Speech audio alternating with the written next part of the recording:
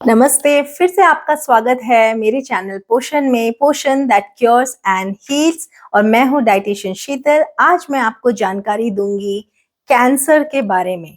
तो ये वीडियो सिर्फ उन लोगों के लिए नहीं है जो कैंसर से लड़ रहे हैं, ये उनके लिए भी है जिनकी कोई फैमिली हिस्ट्री तो नहीं है कैंसर की, बट अगर उन्हें कोई मेटाबॉलिक सिंड्रोम है, जैसे डायबिटीज है, ओबेसिटी है, या कोई गट इश्यूज हैं like hyperacidity, constipation, GERD, IBS, bowel syndromes, इनमें से अगर आप किसी भी चीज से सफर कर रहे हैं तो भी ये वीडियो आपके लिए है। फिर ये वीडियो स्मोकर्स और अल्कोहलिक्स के लिए भी है। देन ये वीडियो उन महिलाओं के लिए भी है जिन्होंने किसी भी कारणवश कभी अपने बच्चों को ब्रेस्ट फीड ना कराया हो या कम ब्रेस्ट फीड कराया हो। तो आप मेरे साथ बने रहिए वीडियो के अंत तक, तो आपको काफी खास बातें इसमें सुनने के लिए मिलेंगी।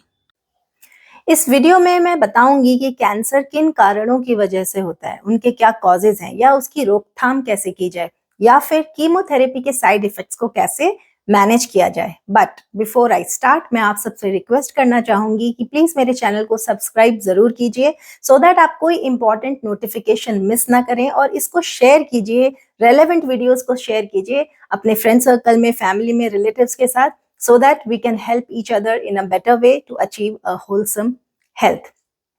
तो मैं किसी पर्टिकुलर कैंसर के बारे में, जैसे lung cancer, prostate, breast cancer, colorectal cancer, इनके बारे में इन पर्टिकुलर बात नहीं करूंगी। तो cancer as a whole in general उसके बारे में बताऊंगी। So it's a general video जो अवेयरनेस के लिए है और प्रिवेंटिव मेजर्स आप ले सकें उसके लिए। सबसे पहली बात, cancer is not a big deal. तो इससे घबराइए मत, धैर्य रखिए। अगर मैं आपसे ये कहूं कि कैंसर से भी ज्यादा खतरनाक बीमारी अगर कोई है तो वो है डायबिटीज, तो क्या आप विश्वास करेंगे इस बात का? क्योंकि डायबिटीज एक ऐसा मेटाबॉलिक सिंड्रोम है जो और अन्य बीमारियों को जन्म देता है। और कैंसर मेडिकल साइंस में इतनी एडवांसमेंट होने की वजह से काफी हद तक मैनेजेबल हो गया है, और अगर इसका डिटेक्शन या इसका डायग्नोसिस अर्ली स्टेज पर हो गया तो ये बहुत हद तक मैनेजेबल भी है। इसलिए इसमें घबराने की कोई जरूरत नहीं है। आप अपना ध्यान रखिए और धैर्य रखिए। साथ ही कोई भी चीज इस चराचर जगत में स्थायी नहीं है, nothing is permanent but change. तो अगर बीमारी आई है चली भी जाएगी, इसलिए आप हौसला रखिए। अब मैं आपको थोड़ा सा ब्रीफ करूंगी कैंसर के बारे में कि ये क्या होता है, या कैंसर सेल्स क्या होते हैं, या ये होता कैसे है। तो कैंसर सबसे पहले अगर मैं बात करूं तो म्यूटेशन की वजह से होता है।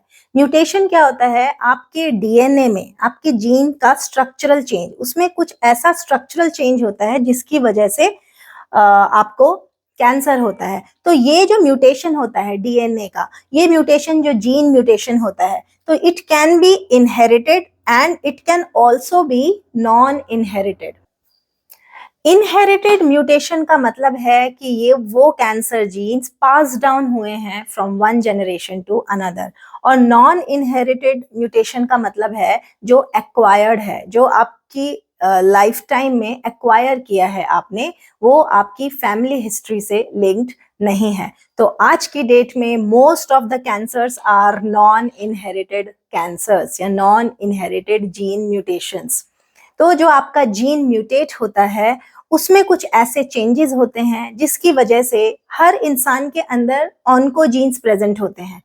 ऑन्कोजीन्स नेचुरली जब मल्टीप्लाई करते हैं, जब वो डिवाइड, जब उनका सेल डिवीजन होता है, तो नॉर्मली जब वो सेल डिवीजन होता है it's not harmful, but beyond a limit जब वो अनकंट्रोलेबल सेल डिवीजन होता है, तो उस टाइम उसको सप्रेस करने के लिए हमारी बॉडी में ट्यूमर सप्रेसर जीन्स भी प्रेजेंट होते हैं। अगर वो ट्यूमर सप्रेसर जीन्स अपने काम करने के तरीके में फेल हो गए या वो इनएक्टिव हो गए, तो वो उस सेल प्रोलिफरेशन को, उनका जो मल्टीप्लिकेशन हो रहा है, उस सेल डिवीजन को रोक नहीं पाते हैं, और वो सेल डिवीजन होता रहता है, अनकंट्रोल्ड हो जाता है, and they start forming cancer cells. तो according to global statistics, India ranks third in cancer. India का थर्ड रैंक आता है कैंसर में, जिसमें मोस्ट प्रोमिनेंट कैंसर्स हैं lung cancer, then colorectal cancer and breast cancer. तो जैसा मैंने बताया कि most of the cancers today are non inherited, मतलब ये एक्वायर्ड हैं, जेनेटिकली पास डाउन, तो कैंसर का परसेंटेज काफी कम है। तो इसके कुछ कॉजेज हैं नॉन इनहेरिटेड कैंसर्स के, हम जल्दी से देख लेते हैं। सबसे पहले आता है आपका पुअर डाइट। इस पे हम बहुत ज्यादा ध्यान नहीं देते हैं कि ठीक है चलता है। पुअर डाइट में आता है आपका हाई फैट डाइट, देन आपके लो फाइबर डाइट। फाइबर डाइट में है ही नहीं, या अगर है भी तो काफी कम है, क्योंकि फ्रूट्स, वेजिटेबल्स और आपके ग्रीन लीव्स, इनका इनटेक काफी कम है। Then processed foods. देन आपका आता है फिजिकल इनएक्टिविटी। जितनी आपकी पर डे की फिजिकल एक्टिविटी होनी चाहिए उतनी नहीं है, लाइफस्टाइल सेडेंटरी है, मोस्ट ऑफ द टाइम्स बैठकर काम किया जाता है। फिर आता है आपका मेटाबॉलिक सिंड्रोम। मेटाबॉलिक सिंड्रोम में डायबिटीज और ओबेसिटी, ये दो बहुत बड़े फैक्टर्स हैं जो आगे चल के they lead to the development of cancer. और फिर आता है स्मोकिंग एंड अल्कोहल, जो कि लंग कैंसर के लिए बहुत बड़े फैक्टर्स हैं।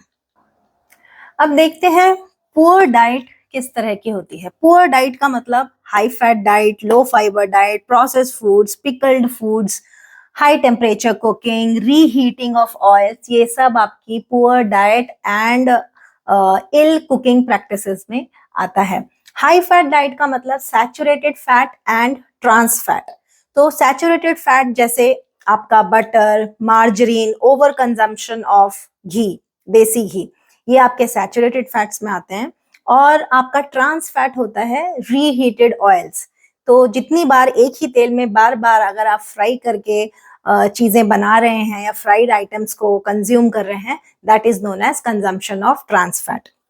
फिर आता है low fibre diet. Low fibre diet का मतलब सिर्फ रिफाइंड सीरियल्स या ग्रेन्स खाए जा रहे हैं, मैदा का यूज ज्यादा हो रहा है, फ्रूट्स एंड वेजिटेबल्स का इंटेक कम है जिसमें फाइबर होता है, होल ग्रेन्स की डाइट भी नहीं ले रहे हैं आप, वो होती है low fibre diet. Then processed foods, आप जानते ही हैं जितने भी पैकेज्ड फूड्स हैं वो सब प्रोसेस्ड फूड्स आते हैं, या टिन या डिब्बे में जो भी पैक्ड आते हैं वो processed foods. And then pickled foods also.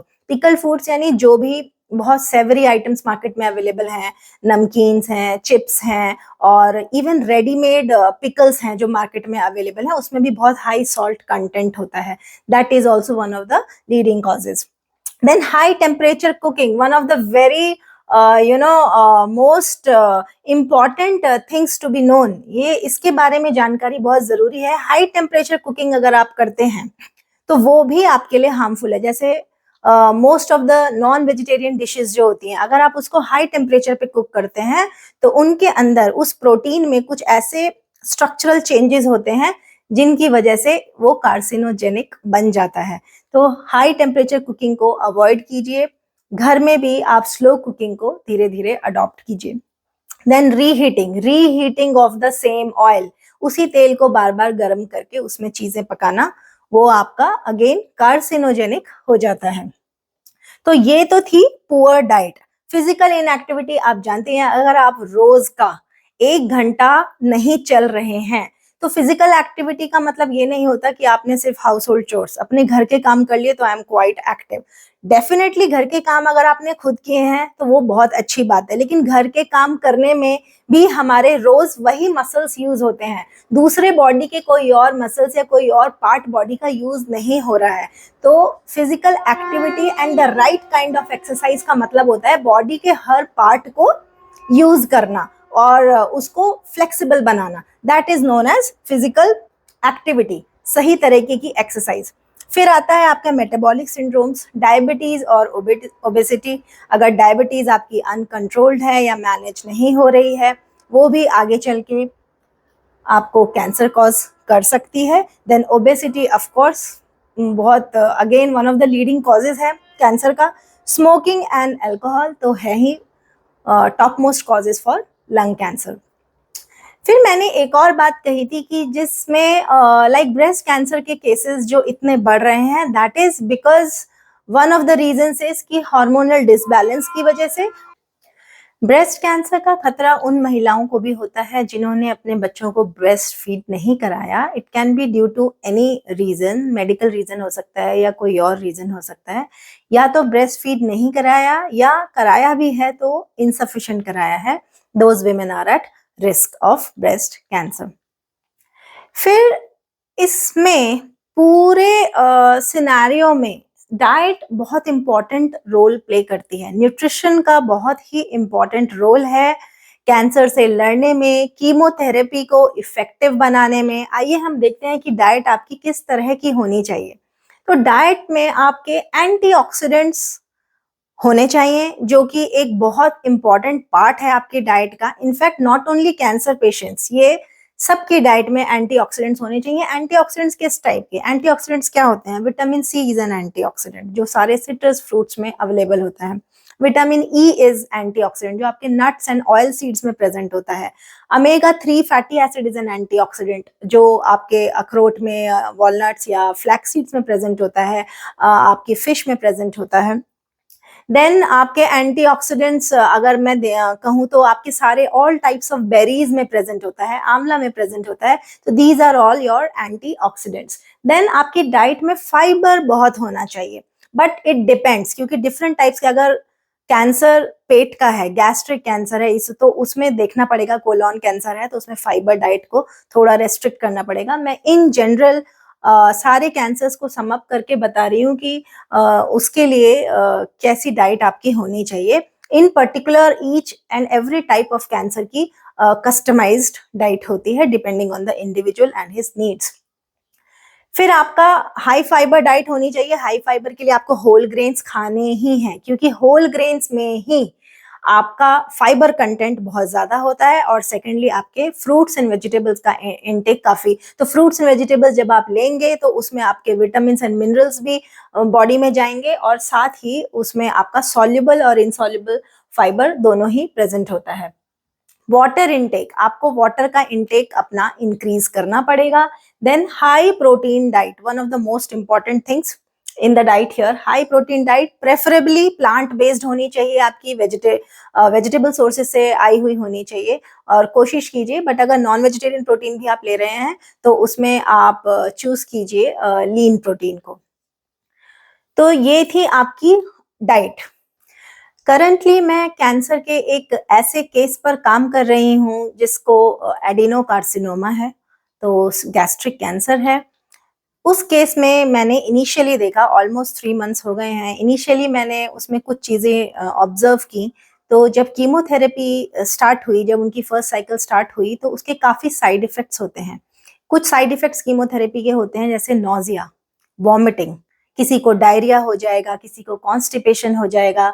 जो भी आप खा रहे हैं you will be throwing it up वो अंदर पेट में। तो since it was gastric cancer, तो वो कुछ भी रिटेन नहीं कर पा रही थी। जो भी उनको ट्यूब से फीड जा रहा था वो सब बाहर आ जा रहा था। तो बॉडी में ऐसे केस में क्या होता है, मसल वेस्टिंग शुरू हो जाती है, आपका वेट डिक्रीज होने लग जाता है। ये सब कुछ साइड इफेक्ट्स हैं कीमोथेरेपी के।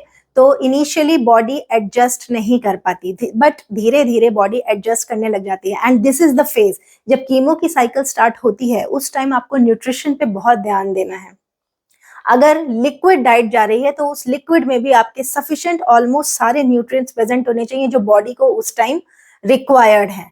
और अगर सॉलिड डाइट ले रहे हैं तब तो डेफिनेटली अच्छा खा सकता है इंसान। लेकिन गैस्ट्रिक कैंसर के कुछ अपने कॉम्प्लिकेशंस होते हैं, वो पेशेंट ठीक से खा नहीं पाता, तो डेफिनेटली मसल वेस्टिंग स्टार्ट हो जाती है। उसको हम कैंसर कैचेक्सिया कहते हैं। तो इस केस में मैंने धीरे धीरे इम्प्रूवमेंट देखी। तो जो मैंने डाइट कस्टमाइज करी थी उस पेशेंट के लिए, उस डाइट से उनको काफी फायदा हुआ, थैंकफुली। तो नाउ शी स्टेबल, अब वो काफी स्टेबल है और उनकी कीमो भी रेस्पॉन्ड कर रही है। तो जब आपकी डाइट अच्छी होती है तो आपकी कीमोथेरेपी या जो भी आपकी मेडिसिन चल रही हैं वो रिस्पॉन्ड करती हैं, बॉडी उसको रिजेक्ट नहीं करती, क्योंकि बॉडी के अंदर उस टाइम फिर स्टेमिना होता है उससे लड़ने का। तो कैंसर काफी हद तक मैनेजेबल है और प्रिवेंटेबल भी है, इससे डरने की जरूरत नहीं है। इनफैक्ट इससे लड़िए, और एक फेज है वो लाइफ का जो गुजर जाएगा, कुछ भी स्थायी नहीं है। तो वो गुजर जाएगा, लेकिन आपको हिम्मत बना के रखनी है। साथ ही आपको अपने खान पान पर बिल्कुल कॉम्प्रोमाइज नहीं करना है। You have to take care of your diet. अगर आप अपनी डाइट का ध्यान रखेंगे तो आधी से ज्यादा बीमारियां तो पहली बात होंगी ही नहीं, और अगर समहाउ हो भी गई हैं तो वो धीरे धीरे चली जाएंगी। कैंसर एक बहुत ही वास्ट टॉपिक है। सब कुछ एक वीडियो में कवर नहीं हो सकता। बहुत सारी चीज़ें ऐसी हैं जो मैं इस एक वीडियो में नहीं बता सकती और हो भी सकता है मैंने काफ़ी कुछ मिस कर दिया हो, उसके लिए मैं आपसे क्षमा चाहूँगी। तो इस वीडियो में बस इतना ही और मैं जल्दी लेकर आऊँगी आपको दूसरे और नए हेल्थ टॉपिक्स। तब तक के लिए धन्यवाद और दोबारा मिलते हैं फिर एक नए टॉपिक के साथ। Thank you so much.